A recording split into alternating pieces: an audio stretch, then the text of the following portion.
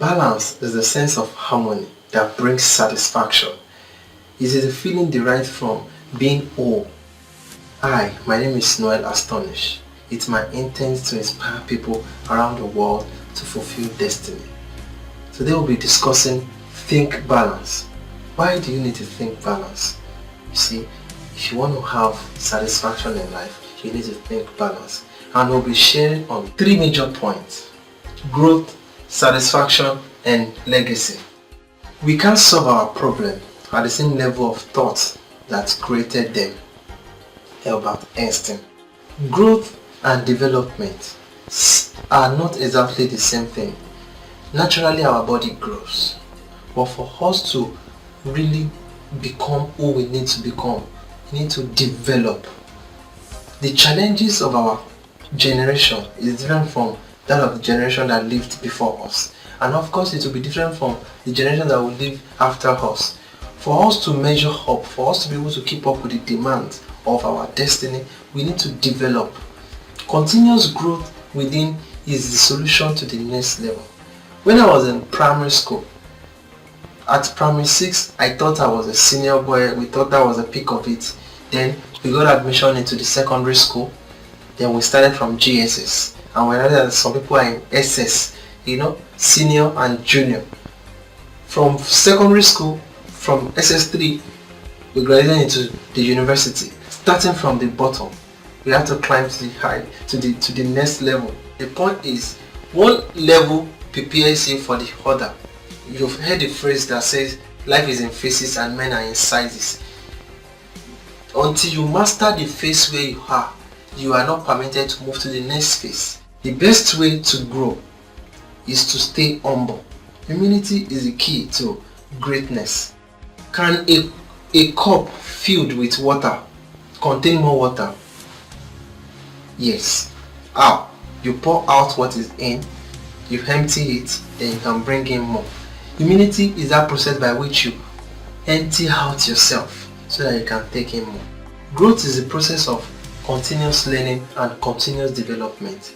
The next point is satisfaction. How can we have satisfaction in life? We need to stretch our capacity and we need to leverage opportunity. I saw a video the other day about a guy that was well dressed in a nice jacket and then was on crutches. He fell as he was walking. People ran towards him to help him. But this same guy, when he changed from his expensive jacket and nice looking wares to hand-me-down clothes, in the same neighborhood, he fell on that same crutches. Nobody looked at his corner. He tried that experiment in several places. Nobody attended to him except one person, and that person was an homeless person. And the summary of the video was, if you don't help yourself, you might not really get help. How do you help yourself? Give up your stories that is not empowering you. Nobody likes me, this, that, why is my life like this? Give up those stories and say, how can I make a difference with my life? Grow your capacity, because if you don't help yourself, nobody might really help you. The next point under satisfaction is leveraging opportunity. First I said developing your capacity. Now I'm saying that you need to leverage opportunities. You see, opportunities abound. Your ability to spot them is another thing entirely. Archimedes said that, give me liver long enough and I will move the earth. Leverage is your ability to add other resources with what you've got so that you can produce more results. Our life is divided into 3 phases: the early stage, the afternoon, and the evening. Nobody cares how much you know until they know how much you care. Your legacy is the goodwill you're leaving behind for the next generation. The next generation take your legacy and they implement on it. But the question is, will that legacy be a blessing or a curse? Would they be happy that you have lived before them? How many people miss you when you leave this place. See, Mahatma Gandhi died about 70 years ago. Have you thought about that? Actually, most people thought he just died recently.